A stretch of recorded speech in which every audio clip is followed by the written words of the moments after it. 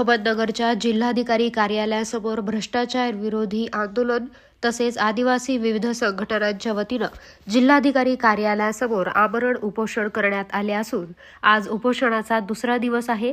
या उपोषणामध्ये पारनेर तालुक्यातील करजुले हारे गावामध्ये मांडवळ प्रकल्प येथे महाराष्ट्र शासनाची जमीन 1005 गटामध्ये 163 एकर होती।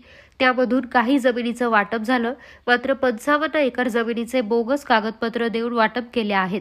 तसेच इतर समाजातील लोकांनी देखील नावे लावून घेतली आहेत।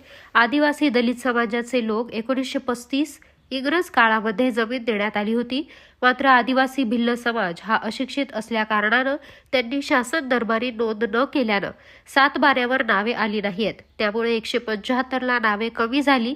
तसेच गावातील इतर लोकांनी जागेवर कब्जा केला। सदरचा घोटाळा हा 2015 रोजी तलाठी तहसीलदार यांनी केला आहे। यामुळे या जमिनीचे पोट हिस्से झाले आहेत।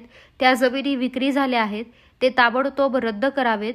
आदिवासी भिल्ल समाजाला जमिनी वाटप झाल्या होत्या, पुन्हा त्या दिल्या जाव्यात, तसेच त्याची सातबारा नोंद व्हावी अशी विविध मागण्यांसाठी भ्रष्टाचार विरोधी लोक आंदोलन तसेच विविध आदिवासी समाज संघटनांच्या वतीनं जिल्हाधिकारी कार्यालयासमोर आमरण उपोषणाचा आज दुसरा दिवस आहे।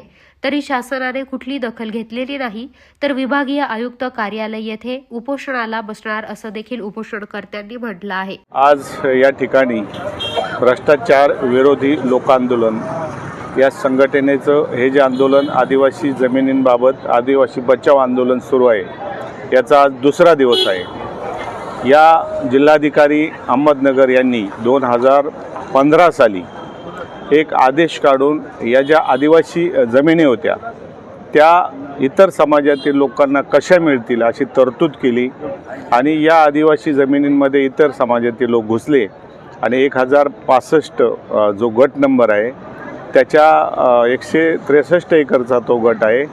परंतु इतर समाजातील लोकांना जमीन वाटप होऊन तो 215 एकरचा झाला। मग ही 55 एकर जमीन कोणाची आणि कशा प्रकारे या ठिकाणी दिली गेली आणि आत्ता 7 सप्टेंबरला विद्यमान जिल्हाधिकारी यांनी पुन्हा एक आदेश काढला आणि सदर 1065 या गटातील जमीन पुन्हा एकदा त्यांनी फेरफार वगैरे करून ती विकण्याची तरतूद करण्यात आलेली आहे। आता या जमिनी ज्या फेरफार वगैरे आता त्यांनी केल्यानंतर या जमिनी 99 वर्षाच्या कराराने या ठिकाणी देण्यात येणार आहेत। त्या 99 वर्षाच्या करारामध्ये सदर जमिनी आदिवासींच्याच नावे राहतील, परंतु तिचे मालक मात्र इतरत्र राहतील। त्यामुळे अशा प्रकारे हा जो भ्रष्टाचार सुरू आहे या विरोधात हे आंदोलन आहे। आज आंदोलनाचा दुसरा दिवस आहे। शासनातर्फे कोणतंही सकारात्मक असं आम्हाला उत्तर मिळालेलं नाही। इथे टोलवाटोलवी फक्त सुरू आहे, परंतु आम्ही जोपर्यंत या आदिवासींना न्याय मिळत नाही आणि 2000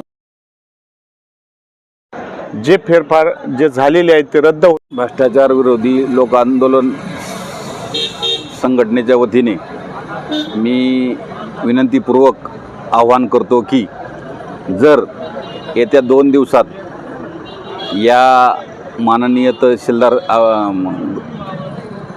जिल्हाधिकारी साहेब यांनी दखल घेतली नाही तर पुढील आदेश म्हणजे विभागीय आयुक्त यांच्या पुढे नंतरही मंत्रालयामध्ये च्या वतीने उपोषण करते आणि जे आदिवासी मंडळी बसलेली आहेत यांच्या उपोषणाची दखल घेण्यात यावी आणि हा जो बोगस फेर केलेला आहे तो तातडीने रद्द करण्यात यावा अशी मी शासनाला विनंती करतो।